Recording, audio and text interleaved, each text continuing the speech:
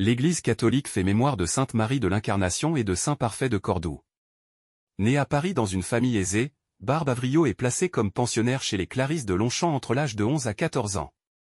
Très pieuse, indifférente aux vanités de ce monde, elle souhaite entrer en religion mais en est empêchée par ses parents qui ont d'autres projets pour elle. On la marie à 16 ans à Pierre Acari, un fils de la noblesse fortunée. 6 enfants naissent de ce mariage, à l'éducation spirituelle desquels Barbe se dévoue corps et âme. Ses 3 filles deviendront carmélites, l'un de ses fils sera prêtre, le second embrassant la carrière du droit et la troisième celle des armes. Son mari, membre de la Ligue catholique, paiera chèrement son hostilité au futur Henri IV après l'accession au trône du roi huguenot. Sa maison et ses biens sont saisis, Barbe le défend avec acharnement, écrit aux hommes d'influence, traque la moindre preuve de son innocence. Il sera finalement acquitté et autorisé à revenir dans la capitale. Saint Parfait de Cordoue, il desservait une paroisse et, comme tous ses confrères, il savait qu'il risquait sa tête à vouloir convertir les musulmans.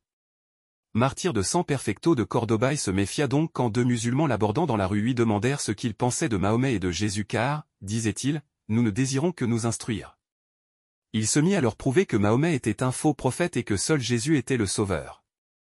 Ils souhaitèrent le bonjour à Saint Parfait, le laissèrent rentrer tranquillement chez lui, puis quelques jours après, ils le dénoncèrent à des amis. Traduit devant le tribunal arabe, il fut condamné à mort. Une fois encore et publiquement, il dit ce qu'il pensait de Mahomet et du Coran. Son culte passa en France puisque les chanoines de la cathédrale de Paris chantèrent longtemps une messe solennelle en son honneur chaque 18 avril. Sainte Marie de l'Incarnation, Saint Parfait de Cordoue, priez pour nous. Évangile de Jésus-Christ selon saint Jean. Moi, je suis le pain vivant, qui est descendu du ciel. Alléluia. Alléluia. Moi, je suis le pain vivant qui est descendu du ciel, dit le Seigneur, si quelqu'un mange de ce pain, il vivra éternellement. Alléluia.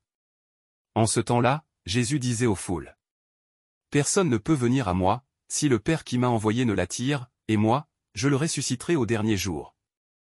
Il est écrit dans les prophètes. Ils seront tous instruits par Dieu lui-même. Quiconque a entendu le Père et reçu son enseignement. Viens à moi. Certes, personne n'a jamais vu le Père, sinon celui qui vient de Dieu. Celui-là seul a vu le Père. Amen, amen, je vous le dis. Il a la vie éternelle, celui qui croit. Moi, je suis le pain de la vie. Au désert, vos pères ont mangé la manne, et ils sont morts, mais le pain qui descend du ciel est tel que celui qui en mange ne mourra pas. Moi, je suis le pain vivant, qui est descendu du ciel. Si quelqu'un mange de ce pain, il vivra éternellement. Le pain que je donnerai, c'est ma chair, donnée pour la vie du monde. Acclamons la parole de Dieu. Louange à toi Seigneur Jésus.